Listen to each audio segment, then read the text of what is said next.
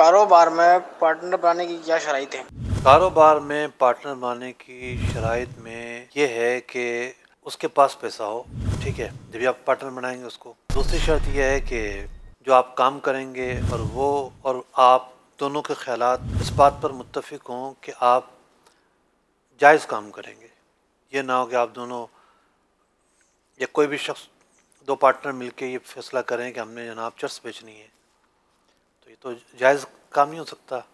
काम जायज़ होना चाहिए और दोनों जो है वो उनकी हम-आहंगी होगी और दोनों के पास सरमाया होगा, जब भी पार्टनरशिप होगी।